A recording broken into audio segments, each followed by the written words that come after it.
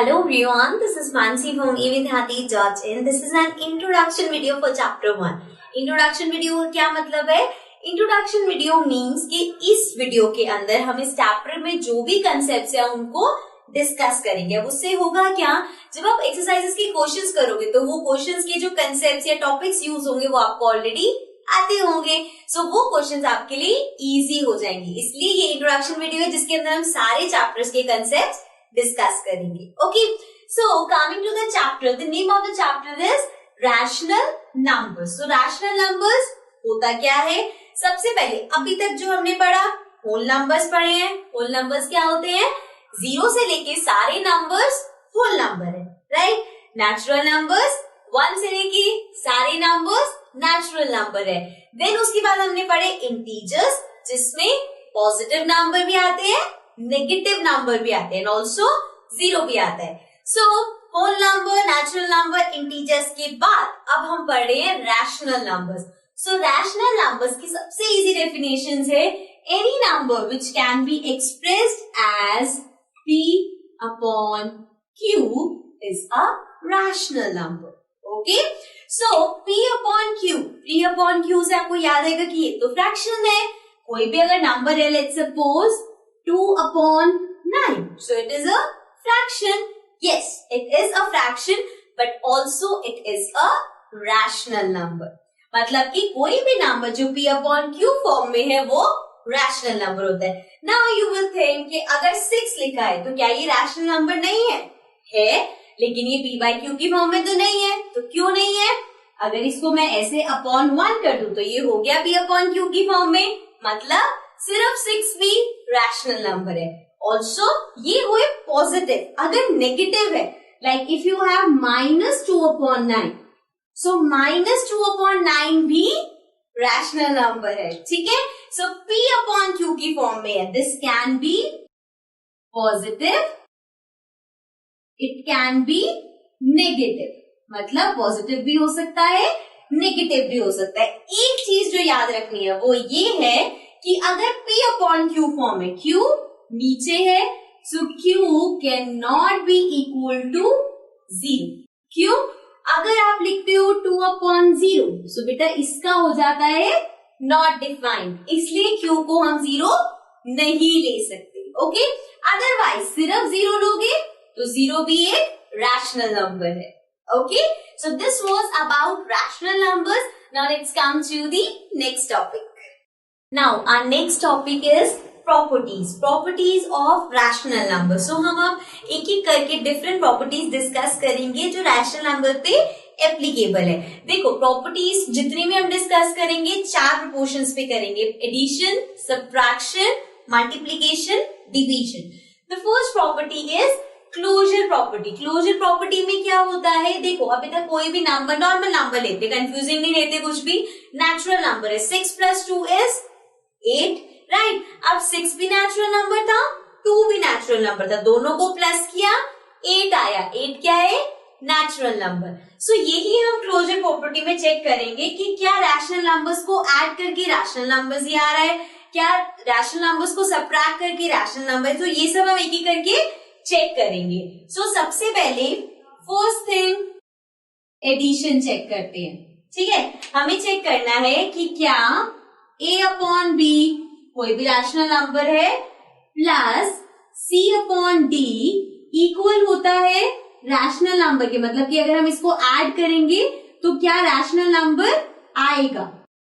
So example ले लेते हैं, कोई भी रैंडम नंबर्स ले सकते हैं। Let's take 6 upon 9 plus 2 upon 9। So इसको प्लस करते हैं, 6 + 2 is 8 अपॉन 9। तो क्या आया हमारे पास? 8 upon 9। 8 upon 9 is a rational number, so this means ये ट्रू है। a upon b plus c upon d is equals to a rational number. अगर दो रैशनल नंबर्स को ऐड करेंगे तो रैशनल नंबर ही आएगा। नेक्स्ट अब हम लेते हैं सब्ट्रैक्शन में। सो अगर हम ये चीज देखें क्या सब्ट्रैक्शन में एप्लीकेबल है, तो a upon b minus c upon d हमें चेक करना है क्या वो भी रैशनल नंबर होगा। सो अगेन एग्जाम्पल्स लेते हैं कुछ. सो लेट्स टेक 3/5 माइनस 1/5. 3/5 भी रैशनल नंबर है, 1/5 भी रैशनल नंबर है. इसको सबट्रैक्ट करेंगे तो क्या आएगा? 5. 3 minus 1 is 2. हमारे पास आया 2/5. 2/5 रैशनल नंबर है. यस. सो दिस मीन्स ये भी ट्रू है, मतलब कि क्लोजर प्रॉपर्टी सबट्रैक्शन के लिए भी करेक्ट है. मतलब कि दो रैशनल नंबर्स को अगर आप सबट्रैक्ट करोगे तो आंसर रैशनल नंबर ही होगा. ओके. नेक्स्ट हम चेक करते हैं मल्टीप्लीकेशन में. So the third one is multiplication में चेक कर रहे हैं. अब इसके अकॉर्डिंग a/b अगर कोई रैशनल नंबर है सो मल्टीप्लाई करते हैं अगर हम उसे c/d से, मतलब एक रैशनल नंबर को दूसरे रैशनल नंबर से मल्टीप्लाई करते हैं तो क्या रैशनल नंबर आता है? Let's check. सो दो रैशनल नंबर्स लेते हैं. 6/4 इंटू 2/3. रैशनल नंबर्स ले लिया हमने. 6 into 2 is 12/4 into 3 is 12. Now 12/12 cancel हो गया. 1 रैशनल नंबर है. Yes. So 1 is a rational number. Means ये भी ट्रू है कि अगर आप दो रैशनल नंबर्स को मल्टीप्लाई करोगे तो आंसर रैशनल नंबर आएगा. अब आते हैं लास्ट पे विच इज फॉर डिवीजन. अब यही चीज डिवीजन पे एप्लीकेबल है या नहीं, लेट्स सी. सो डिवीजन पे एप्लीकेबल होने के लिए हमें चेक करना है a/b divided by c/d rational number होगा या नहीं. सो इसमें आई एम टेलिंग यू कि अगर आप एक रैशनल नंबर को दूसरे रैशनल नंबर से डिवाइड करते हो तो वो रैशनल नंबर ही आएगा. बट इसके लिए यहाँ पे हमें मेक श्योर करना है कि c या d 0 के इक्वल नहीं हो, क्योंकि अगर आप डिवाइड कर रहे हो 0 के इक्वल है इनमें से कुछ भी तो वो रैशनल नंबर नहीं होगा एंड मोर चांसेस आर कि वो नॉट डिफाइन हो जाएगा. सो सब में क्लोजर प्रॉपर्टी एप्लीकेबल है. एडिशन में, सब्ट्रैक्शन में, मल्टीप्लीकेशन में, डिवीजन में. लेकिन डिवीजन में सी डी या फिर कोई भी जो हम रैशनल नंबर ले रहे हैं वो 0 के इक्वल नहीं होना चाहिए. Okay. So this was our first property. Let's come to the next property. Now our next property is commutative property. अब क्यूमिटेटिव प्रॉपर्टी समझते हैं. क्यूमिटेटिव प्रॉपर्टी में हमने ये नेचुरल नंबर्स में पढ़ी हुई है. इसमें क्या होता है that a plus b is equals to b plus a. ऐसे हम डिस्कस करते हैं कि अगर आपके पास a और b कोई नंबर्स हैं तो अगर आप उन दोनों को प्लस कर रहे हो तो अगर पीछे वाला नंबर पहले भी लिखोगे तब भी सेम आएगा. ठीक है. सो इस तरह की हमने पढ़ी हुई है. अब वापस आ जाते हैं अपने रैशनल नंबर्स पे. सो हम टेस्ट करेंगे कि cumulative property addition, subtraction, multiplication, division में वर्क करती है या नहीं. सो वन बाय वन सबसे पहले लेते हैं एडिशन. सो एडिशन चेक करते हैं.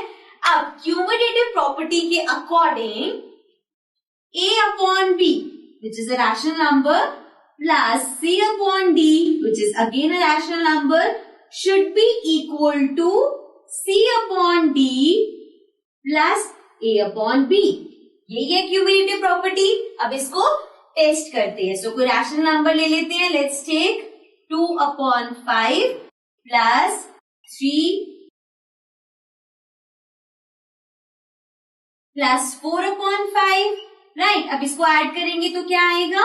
2 प्लस 4 इज 6. तो हमारे पास आ गया 6/5.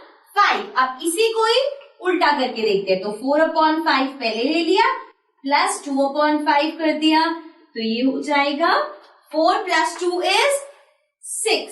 सो ये दोनों इक्वल है, मतलब कि ये ट्रू है. एडिशन के लिए वो क्यूमुलेटिव है कि अगर आप उसे अलग चेंज करोगे तब भी सेम आएगा. Right. So now let's come to the next one.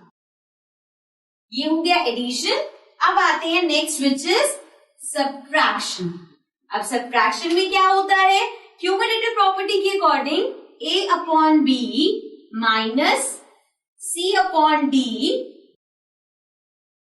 should be equal to C upon D minus A upon B, right? अब इसको हमें करना है चेक. So अगर एग्जाम्पल लें हम, let's take 1 upon 5 minus 3 upon 5. अभी हम जो भी एग्जाम्पल्स ले रहे हैं उसमें डिनोमिनेटर्स सेम ले रहे हैं ताकि कैलकुलेशन कॉम्प्लिकेटेड ना हो. So इसको अगर मैं सब्ट्रैक्ट करूं, so this will be, नीचे 5 आएगा, 1 minus 3 is -2. तो हमारे पास आया -2. अब इसको अगर रिवर्स कर दे, 3 upon 5 minus 1 upon 5 कर दे, तो ये हो गया 5, 3 में से 1 गए 2, तो हमारे पास आया 2 upon 5. So this is -2 upon 5, this is 2 upon 5, दोनों सेम नहीं है.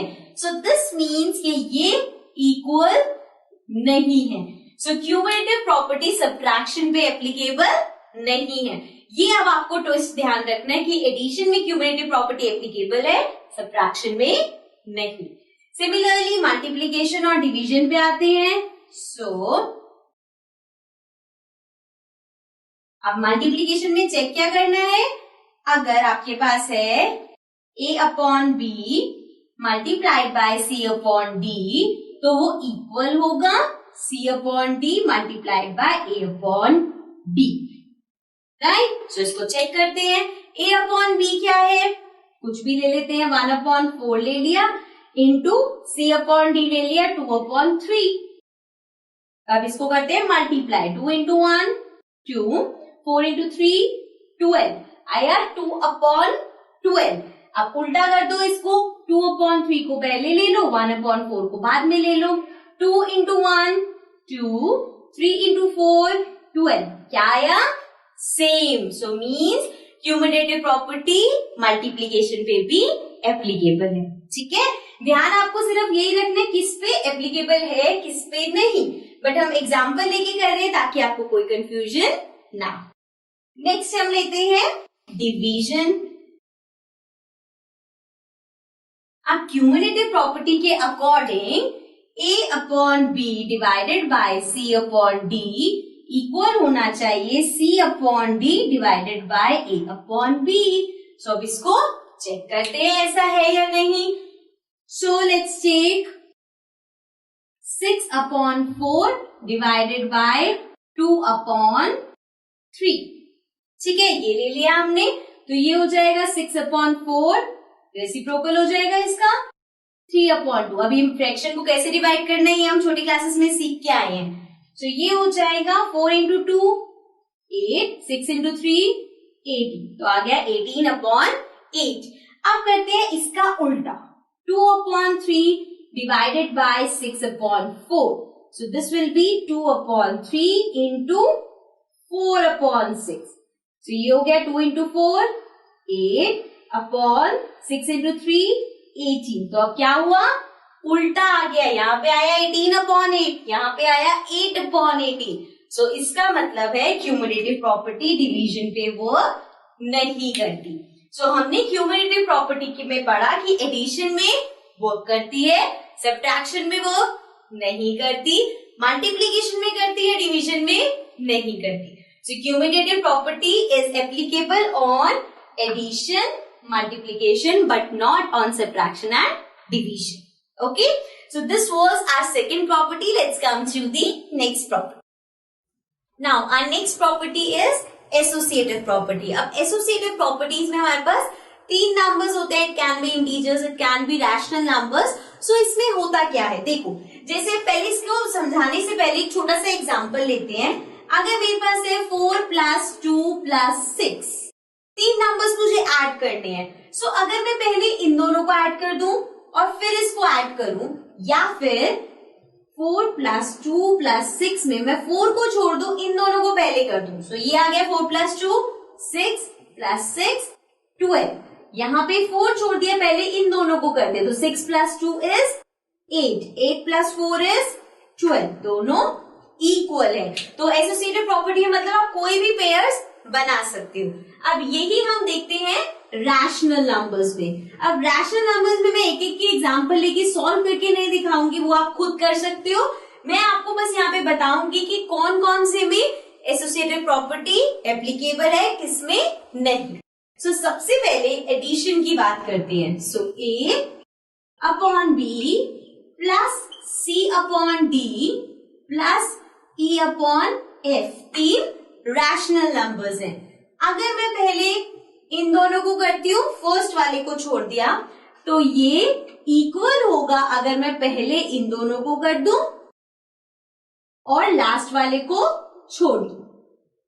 ठीक है, this means A upon B plus C upon D plus E upon F, पहले इन दोनों का पेयर बना दिया या उन दोनों का पेयर बनाओ, it is one of the same thing. मतलब एसोसिएटिव प्रॉपर्टी एडिशन में एप्लीकेबल है।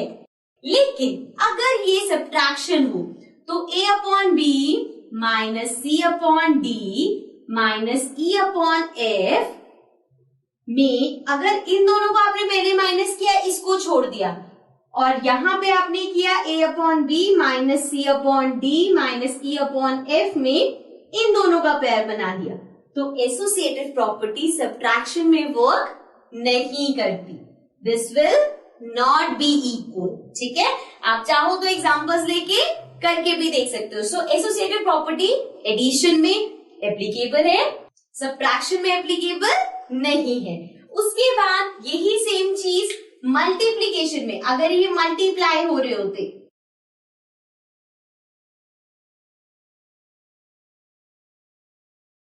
तो ये एप्लीकेबल है। मतलब कि A upon B into C upon D into E upon F होता तो इन दोनों के पेयर्स बनाओ, या इन दोनों के, वो सेम चीज होती। तो मतलब कि एडिशन मल्टीप्लीकेशन में एप्लीकेबल है।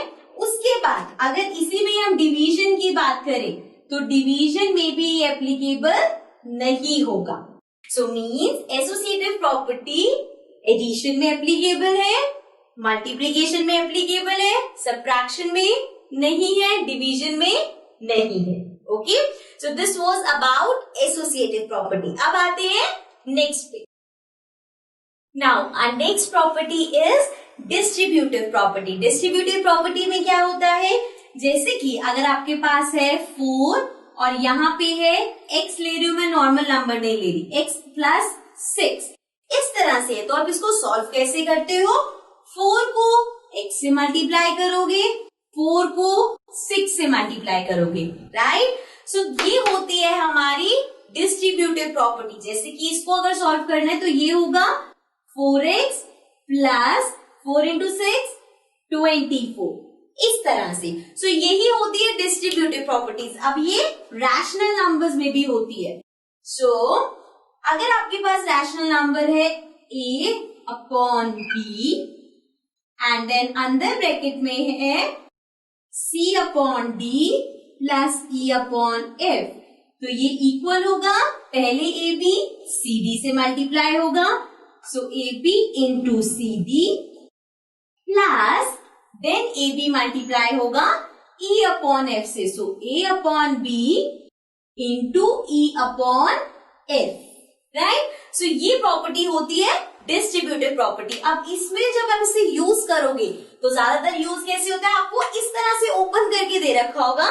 सो आप देखोगे यहाँ पे दो चीजें सेम है, जैसे A अपॉन बी सेम है, तो जब दो चीजें सेम होंगी तो हम उसको इस तरह से लिख देते हैं कि उसको बाहर ले लिया, बाकी दोनों अंदर। So this is our distributive property. अब ये एडिशन में भी वर्क करती है। जैसे यहाँ पे आपके पास प्लस है, अगर यहाँ पे माइनस होता तब भी, यहाँ पे अगर माइनस है तो हम ये जो प्लस किया है उसको माइनस कर देते, बाकी सेम रहता। मीन्स अगर यहाँ माइनस है तो ये हो जाता A upon B into C upon D minus A upon B into E upon F. Okay, so ये प्लस में भी माइनस में भी दोनों में डिस्ट्रीब्यूटिव प्रॉपर्टी वर्क करती है। Okay, now let's come to the next topic. Now our next topic is additive inverse. So additive inverse क्या होता है, इसको अगर हम सिंपली समझे बिना किसी प्रॉपर्टी के, तो वो ये होता है, अगर आपके पास कोई भी रैशनल नंबर है, जैसे p अपॉन q है, और इस p अपॉन q का आपको एडिटिव इनवर्स लिखना है, तो वो क्या होता है, it will be minus p upon q।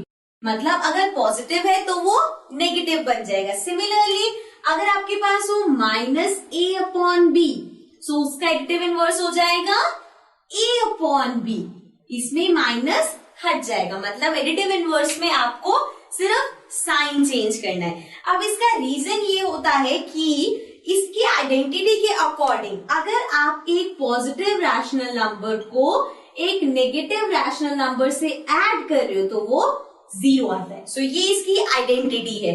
But आपको सिर्फ ये याद रखना है क्योंकि क्वेश्चन ऐसे आएगा, राइट द एडिटिव इनवर्स। तो अगर पॉजिटिव है तो उसको नेगेटिव कर दो, नेगेटिव है तो उसको पॉजिटिव कर दो। Okay, so this is additive inverse. इसी तरह हमारे पास एक होता है मल्टीप्लीकेटिव इनवर्स। सो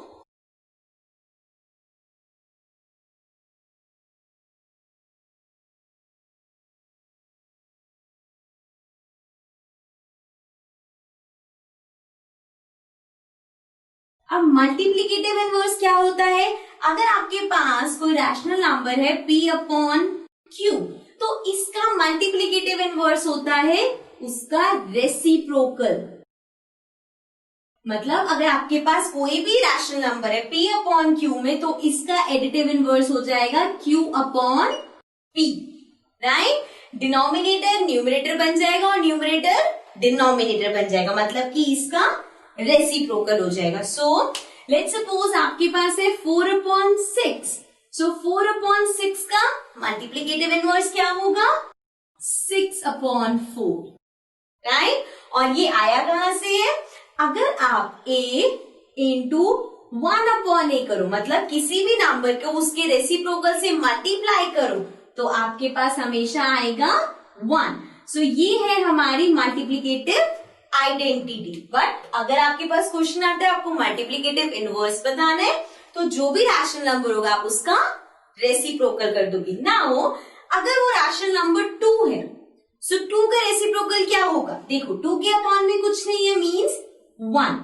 सो इसका मल्टीप्लीकेटिव इनवर्स होगा 1 upon 2।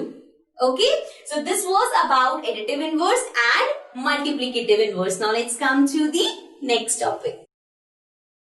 Now the next topic is rational numbers on number line. अब अगर number line पे आपको rational numbers plot करने हैं, so rational numbers basically p upon q form में होते हैं, which is a fraction. So fraction को number line पे जैसे plot करते हैं वैसे ही rational numbers number line पे plot होते हैं। अब number line क्या होता है ये आप सबको पता होगा। So if I draw this line, इसके मिड में हमने लिया 0, राइट साइड पे पॉजिटिव नंबर्स, लेफ्ट साइड पे नेगेटिव नंबर्स, राइट। अब आपको अगर कुछ रेशनल नंबर इस पे प्लॉट करना है, जैसे कि let's for example take -2 upon 5।